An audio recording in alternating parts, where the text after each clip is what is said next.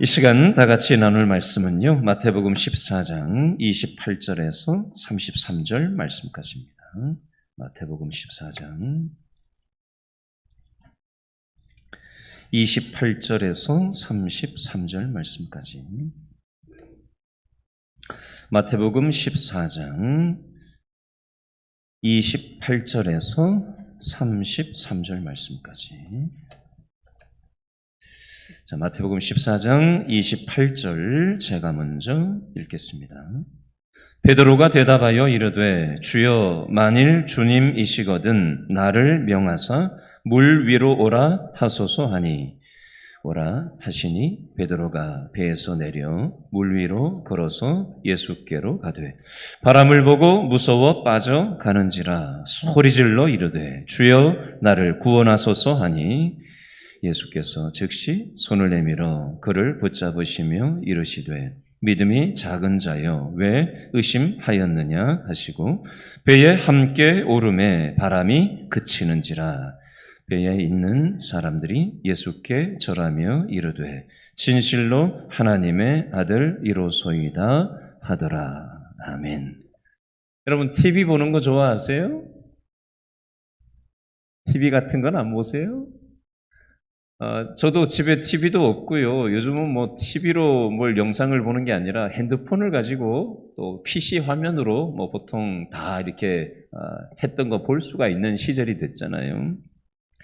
그래서 말씀을 준비하다가 옛날에 봤던 영상 하나가 딱 떠올라가지고 그걸 제가 다시 한번 검색을 해서 찾아봤는데요. 그게 어디에 나왔던 영상이냐면 SBS 세상에 이런 일이라는 프로그램 본 적 있으세요? 요즘도 이거 해요? 요즘도 해요? 예. SBS에서 세상에 이런 일이라는 프로그램 중에 나왔던 그 내용인데요. 무슨 내용이냐면 한강에서 자전거를 타시는 분 얘기예요. 한강에서 한강 사람들 뛰어가고 걸어가고 산책로에서 자전거를 타는 게 아니라 한강에 자전거를 타고 풍덩 뛰어들어가지고 한강에서 자전거를 타시는 분이에요. 여러분, 한강에 자전거를 탈 수 있습니까? 강물에서? 이분은 강물에서 물에 자전거를 탔는데 가라앉지가 않고 자전거가 앞으로 자기가 마음대로 젓는 대로 가요, 방향이. 그 비결이 뭔지 아세요? 이분이 그렇게 하려고 11년 동안이나 연구를 하신 분이에요. 그래서 수륙 양용 자전거를 개발을 하고 특허를 내신 분이에요. 그래서 한강 옆에 자전거 타는 데서도 자전거를 타지만 자전거를 SBS에서 나와가지고 가만히 비춰보니까 이상한 장치가 있어요. 그래서 앞바퀴 양쪽에 뭐가 이렇게 뭐 공기 주머니 같이 풍선 같이 이렇게 뭘 하나 매달아놨고 뒷바퀴 양쪽에도 뭐 그런 걸 매달아놨고 뒤에도 뭐가 이상한 게 달려 있고 자전거가 일반 자전거가 아니에요. 또 뒤에는 배터리가 하나 또 12V인가 짜리가 또 달려 있어요.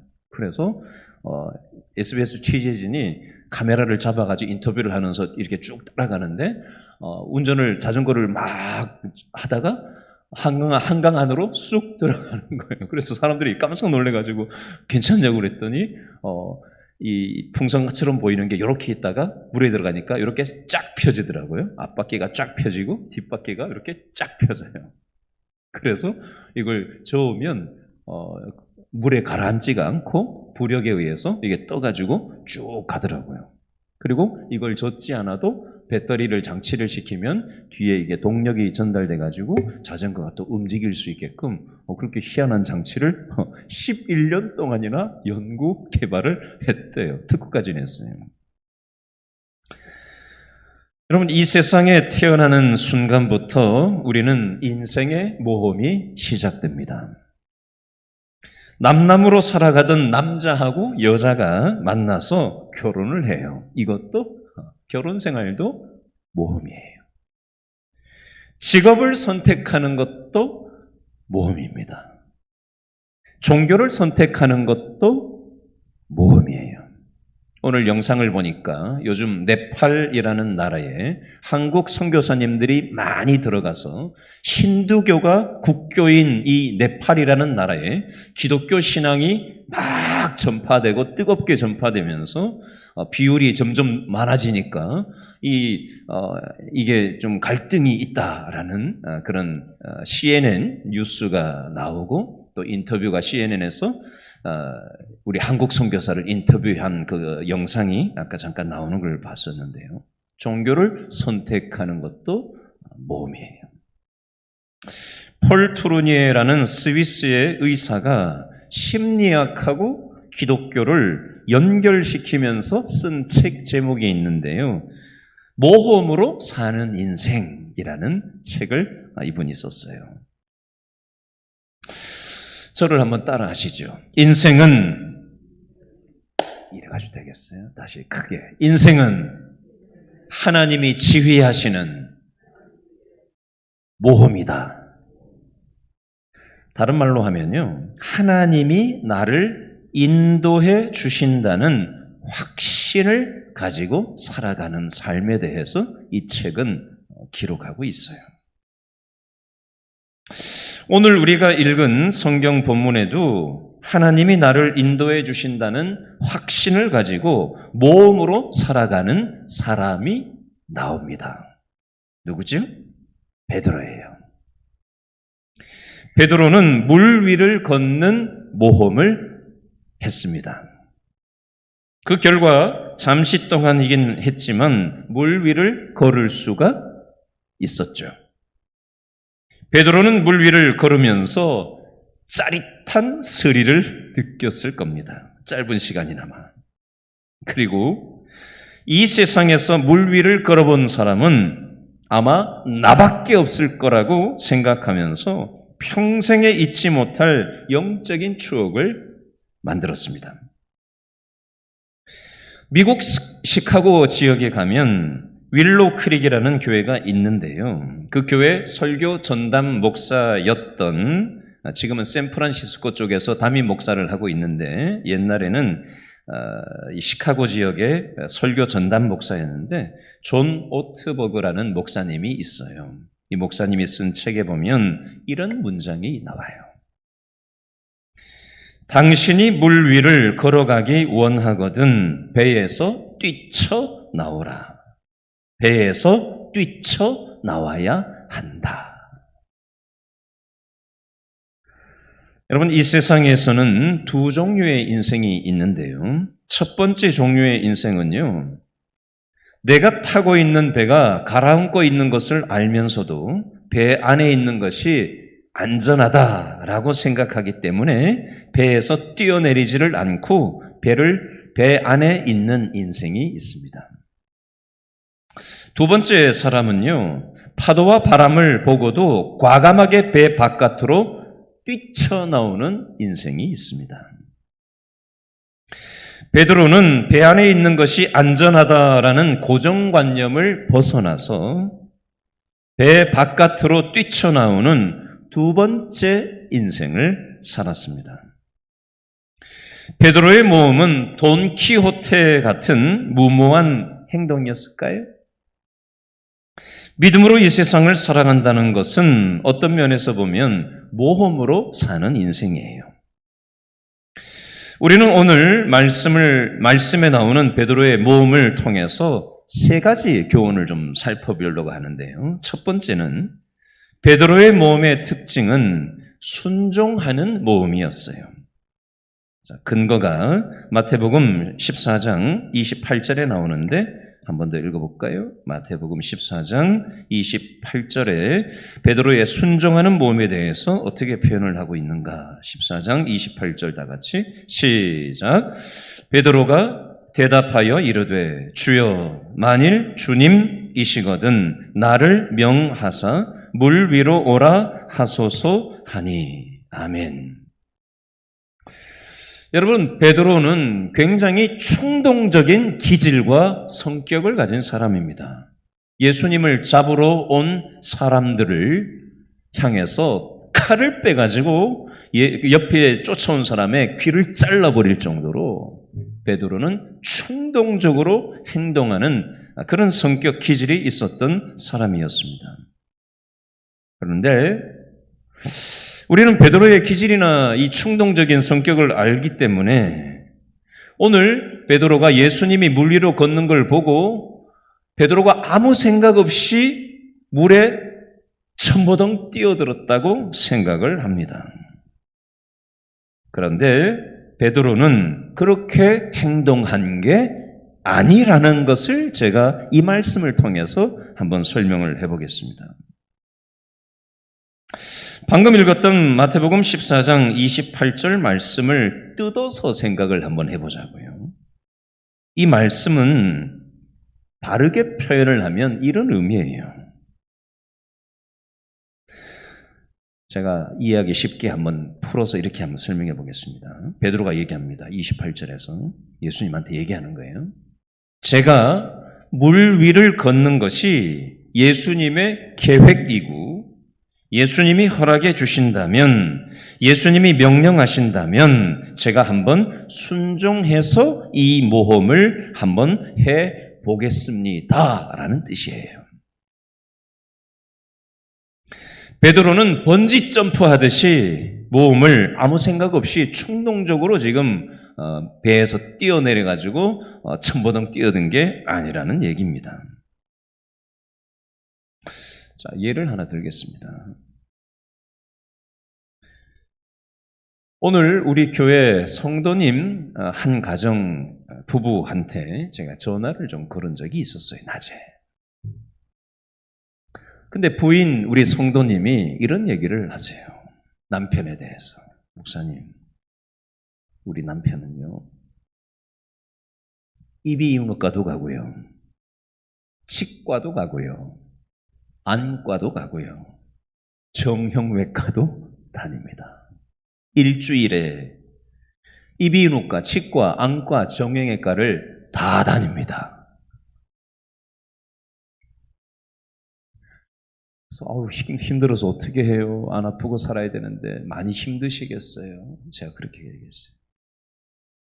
그리고 이런저런 얘기를 하고 난 다음에 스피커폰으로 전환하라고 해놓고 두 분이 같이 이제 들으시면서 대화를 잠깐 나누다가 얘기를 이제 남편 우리 교회 성도님하고 얘기를 잠깐 하는데 남편 성도님이 이렇게 얘기하시더라고요.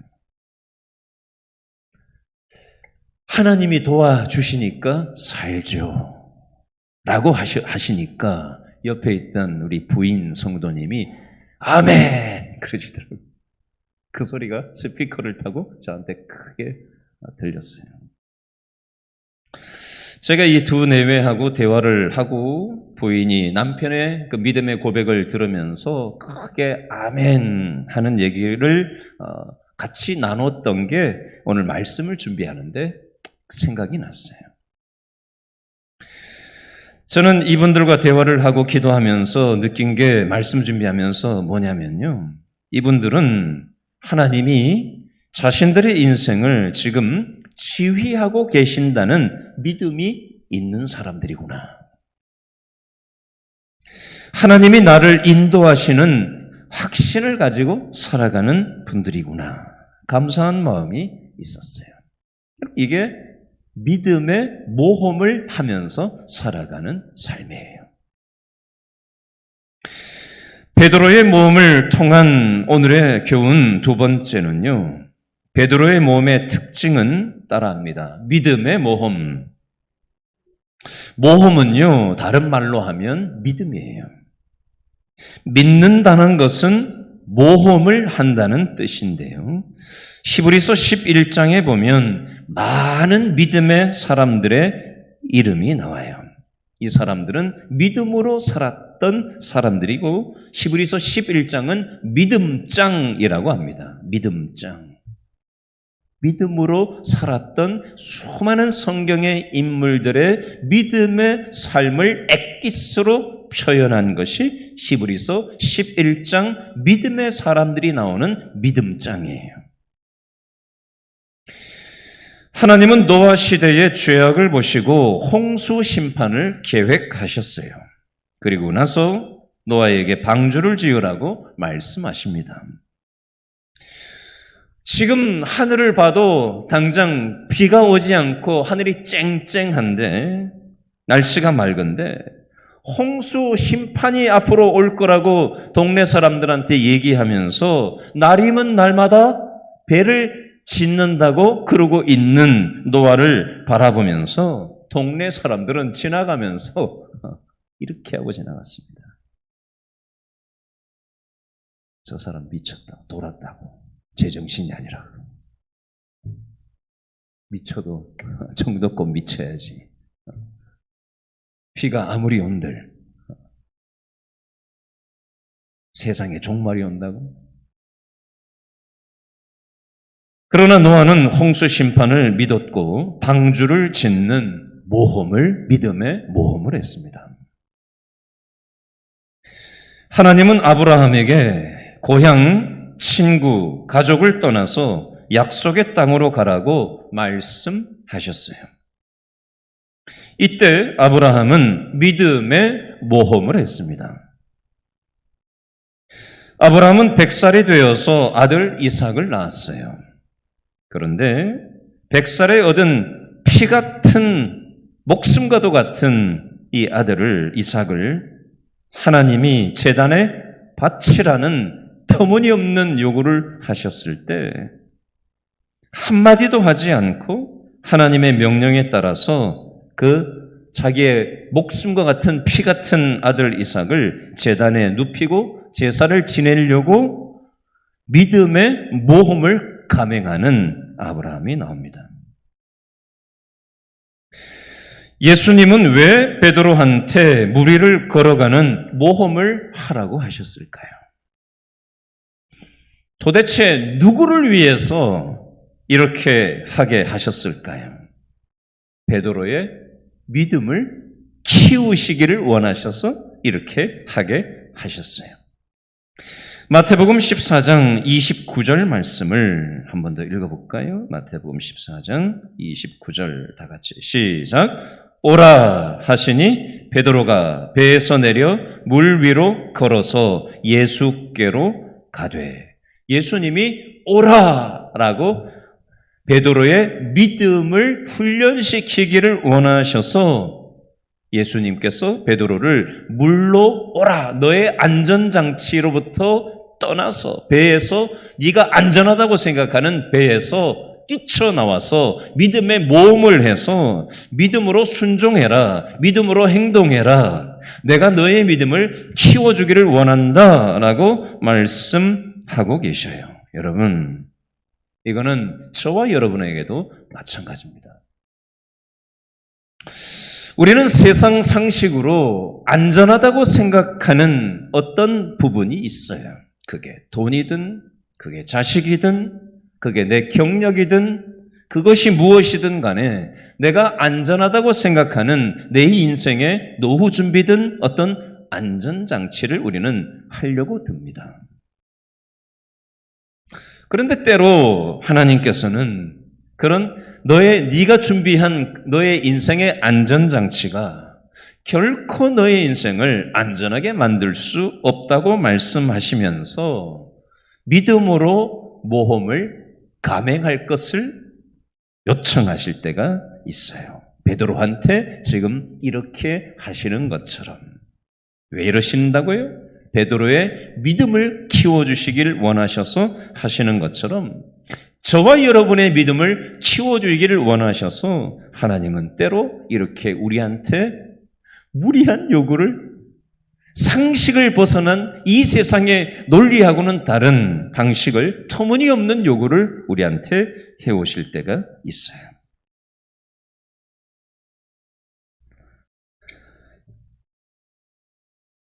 여러분, 이때 베드로는 어떻게 하죠? 믿음으로 순종을 합니다.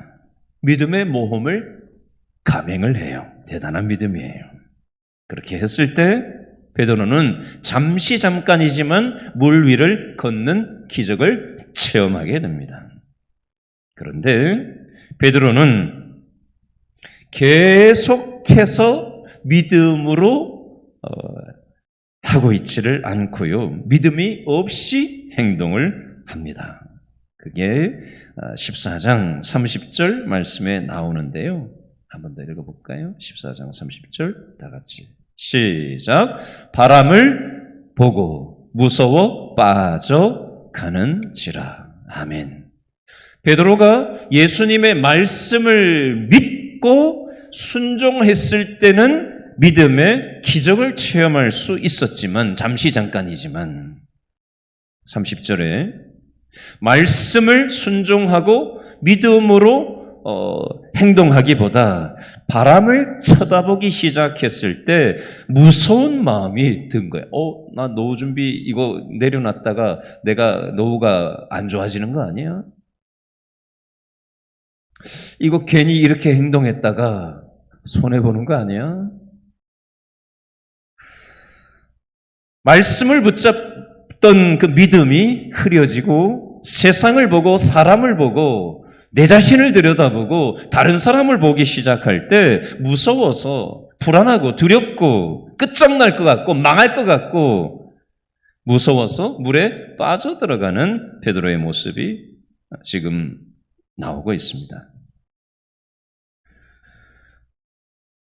여러분, 저와 여러분도 베드로처럼 때로는 대단한 믿음은 아니지만 때로는 믿음을 발휘해서 믿음의 사람답게 믿음의 생각이라는 걸 우리도 할 때가 있지 않아요?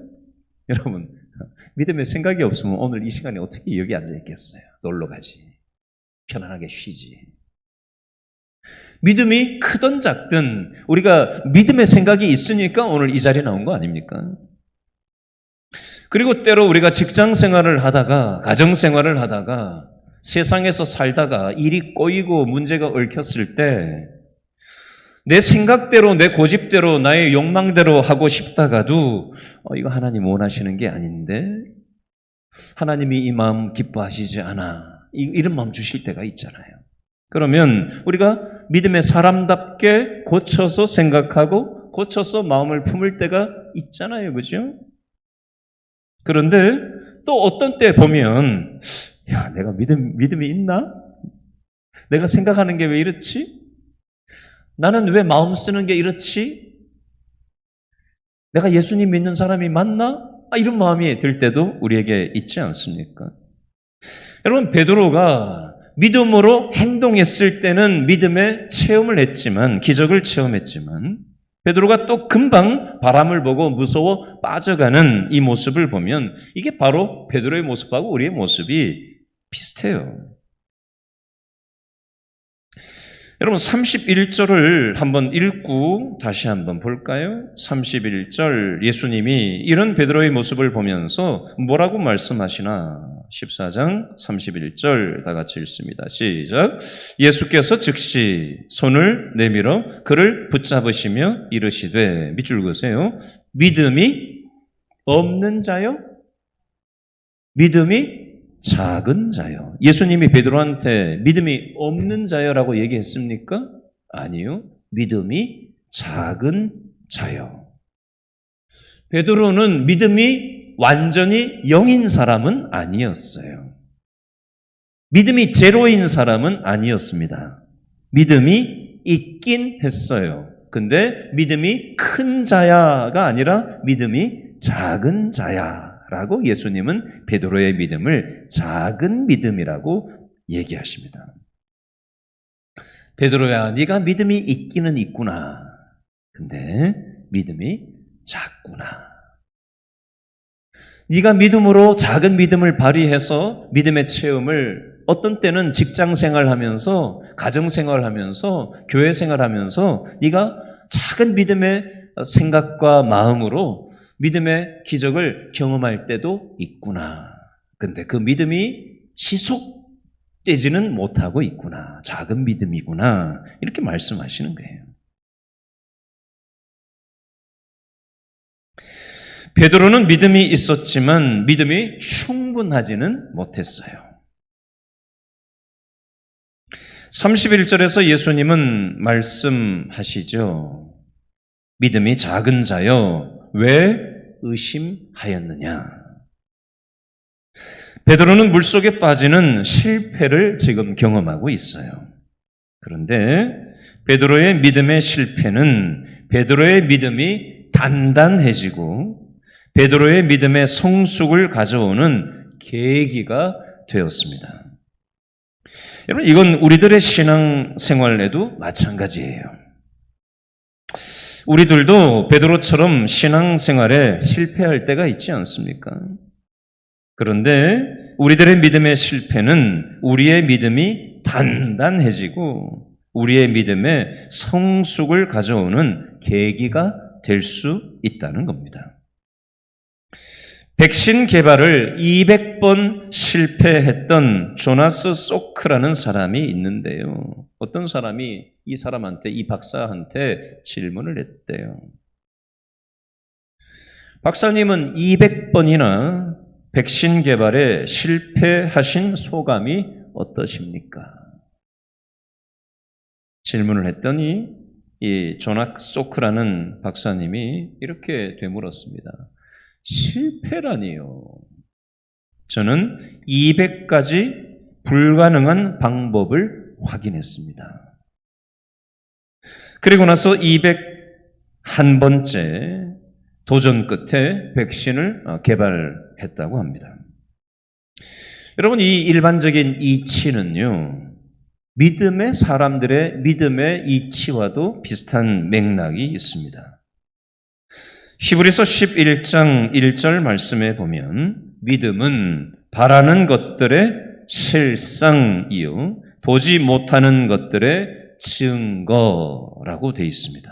믿음은 바라는 것들의 실상이요 보지 못하는 것들의 증거다. 보이지 않지만 믿음이 있을 때 하나님께서는 그 믿음대로 되어지게 해 주신다라는 이치가 되겠습니다. 베드로의 모험을 통한 세 번째 베드로 모험의 특징은요, 사랑의 모험이었어요. 왜 예수님은 베드로한테 이것을 경험하게 하셨을까요? 예수님은 베드로를 사랑하셨어요. 어떻게 사랑하셨나 한번 볼까요? 오늘 본문은 아닌데요. 마태복음 14장 24절을 한번 읽어볼까요? 마태복음 14장 24절 말씀 다 같이 시작. 배가 이미 육지에서 술이나 떠나서 바람이 거스름으로 물결로 말미암아 무엇을 당하더라? 고난을 당하더라. 베드로는 배를 타고 풍랑을 만나서 지금 고통스러운 현실을 겪고 있었어요. 여러분, 저와 여러분도 이 세상 살다 보면 어려운 일을 겪을 때가 있잖아요. 이번 주 월요일 날 우리가 터키로 많이 알고 있는 튀르키예라는 이 나라에서 지진이 7.8, 7.5의 강진이 일어나서 지금 옆에 있는 인근 나라와 함께 현재까지 사망자가 2만 명을 지금 넘어가고 있습니다. 처음에 이 지진이 발생했을 때는 뭐 몇백 명 죽었다고 나왔는데 지금 며칠 만에 현재까지 2만 명이 지금 죽었다. 그런데 어떤 지진 전문가는 지금 이 잔해 지진이 나서 건물이 수천 채가 지금 무너졌는데 여기 안에 20만 명이 지금 묻혀 있을 거다라고 지금 예측을 하고 있고요. 얼마나 더 많은 사상자가 나올지 가늠이 되지 않을 정도로 수많은 사람들이 지금 시신들이 감당할 수 없이 지금 계속해서 나오고 있어요. 마치 지구에 종말이 온 것과 같다라고 인터뷰하는 사람들도 있었고, 막 거대한 불기둥이 막 치솟는 모습도 나오고, 참 고통의 아비규환의 현장이 지금 튀르키예 지진을 통해서 벌어지고 있어요. 우크라이나에서는 전쟁이 지금 터져서 계속해서 사람들이 죽어나가고 있죠. 우리가 몰라서 그렇지 지금 전 세계적으로 수많은 아픔들이 있어요. 오늘 뉴스를 보니까 편의점에서 일하는 사람을 칼로 찔러 죽이고 도망간 사람을 또 찾았다라는 뉴스도 오늘 나왔어요. 먼 데서만 사건 사고가 있는 게 아니라 우리의 가까이에도 수많은, 우리가 몰라서 그렇지 수많은 사건 사고가 우리들의 삶 가운데 우리를 힘겹게 만듭니다. 직장 생활하는 거 만만치 않잖아요. 가정을 꾸려나가는 거 만만치 않잖아요. 그렇죠? 물가는 자꾸 올라가죠. 이제 우리나라도 일본의 어떤 이 성장을 하던 분위기를 에서 잃어버린 20년, 잃어버린 15년 일본이 얘기하고 있는 것처럼 우리나라도 이제 장기 불황의 시대로 이제 갈 거다. 전 세계적인 불황과 맞물려서 우리나라도 일본을 닮아서 장기적인 이제 저성장 국면으로 접어들 거다. 수많은 지표가 지금 참 살기가 만만치 않다. 식당에서는 300만 원을 줘도 일할 사람을 구할 수가 없는 인력난에 지금 빠져 있다라는 뉴스도 지금 오늘 나오더라고요. 여러분, 우리는 참 예나 지금이나 참 사는 게 만만치가 않은 것 같아요. 베드로도 지금 배에서 지금 풍랑을 만나서 고통스러운 현실을 겪고 있어요. 성경에 보니까 방금 읽었죠? 마태복음 14장 24절, 바람을 만나 거스름으로 물결 때문에 고난을 당하고 있습니다. 우리도 인생의 풍랑을 만나서 고난을 당할 때가 있잖아요. 야, 이거 망하는 거 아니야? 때로는 우리가 살다 보면 막 답이 없을 때가 있지 않아요? 그죠? 우리 인간관계가 도대체 이걸 뭘 어떻게 해야 되나? 종잡을 수가 없고 망할 것 같고 끝장날 것 같은 소망이 없는 노답일 때가 있지 않습니까? 여러분, 베드로와 배에 탔던 사람들이 지금 죽을 것 같은 공포에 휩싸여 있을 때였어요. 인생의 풍랑을 맞는 베드로와 또 저와 여러분을 향해서 마태복음 14장 25절에 예수님께서는 어떤 행동을 취하시는가 볼까요? 14장 25절 다 같이 시작. 밤 사경에 예수께서 바다 위로 걸어서 제자들에게 오시니, 예수님께서 몇 시에? 밤 사경에. 밤 사경은 우리나라 시간으로 하면은 새벽 3시라고 생각하면 돼요. 여러분, 새벽 3시에 뭐 하세요? 새벽 3시에 뭐 해요? 뭐 해요? TV 봐요? 밥 먹어요? 다 잠든 시간이잖아요. 그죠?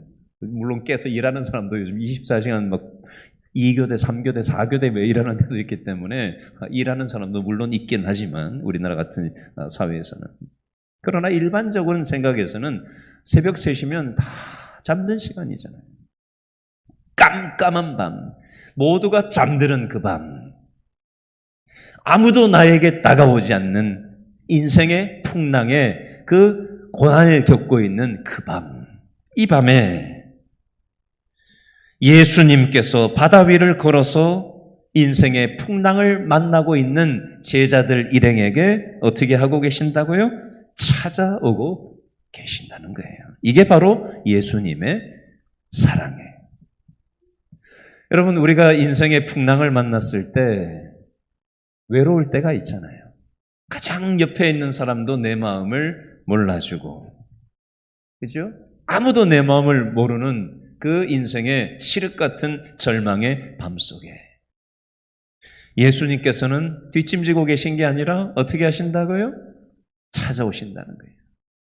내 답이 없는 인생 가운데 아무도 내 아픔에 관심이 없는 그 밤에 예수님께서는 베드로에게만 찾아가시는 게 아니라 오늘 이 밤에 눈물 나는 사연을 가지고 있는 아무한테도 내 마음을 열어보지 못하고 열어봐도 답도 없고 해결도 안 되는 그 인생의 고통스러운 풍랑을 만난 내 인생 가운데 예수님은 오늘 이 밤에 찾아오시는 거예요.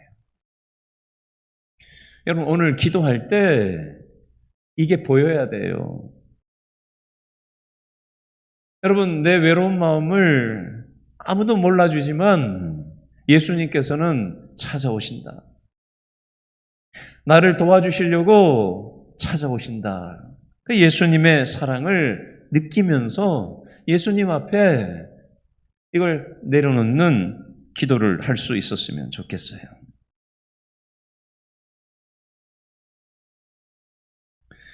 마태복음 14장 30절 한번 다시 볼까요? 마태복음 14장 30절에 보니까 바람을 보고 무서워 빠져가는지라 소리질러 이르되 주여 나를 구원하소서 이렇게 베드로가 얘기를 합니다. 이때 예수님께서 어떻게 하시죠? 즉시로 손을 내밀어서 베드로의 손을 붙잡아 끌어내 주시는 장면이 나와요.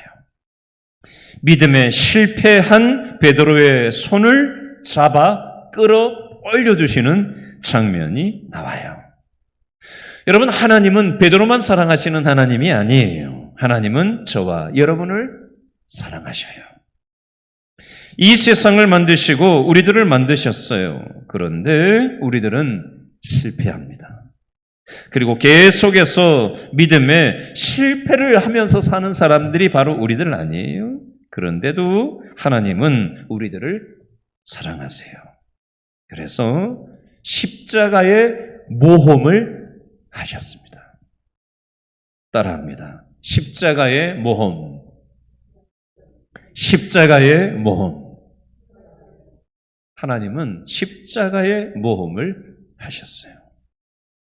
그럼에도 불구하고 십자가의 모험을 예수님을 자기 아들 예수님을 십자가에서 내어주시면서까지 우리를 살리겠다고 그렇게 하셨지만 우리는 처음에 하나님 믿고 눈물 콧물 쏟고 기뻐하고 감격하고 하나님의 은혜만 있으면 된다고 돈도 필요 없고 다 필요 없다고 얘기했는데 시간이 좀 지나니까 언제 그랬냐는 듯이 나 십자가 말고 돈 좀 주세요.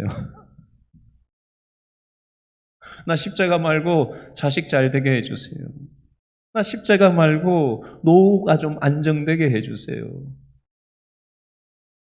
그러면서 우리는 또 믿음의 실패를 합니다. 믿음의 생각을 가지고 믿음의 행동을 할 때도 있지만 베드로처럼 또 바람을 보고 현실을 보고 다른 집 자식들과 우리 집 자식을 비교하고 세상과 나를 비교하다가 보니 오늘 마태복음 14장 30절에 바람을 보고 무서워 빠져가는 베드로처럼 또다시 믿음에 실패하는 우리들의 모습을 우리는 보게 되는 것입니다. 그럼에도 불구하고 예수님은 우리들을 향해서 십자가의 모험을 계속해서 감행하십니다.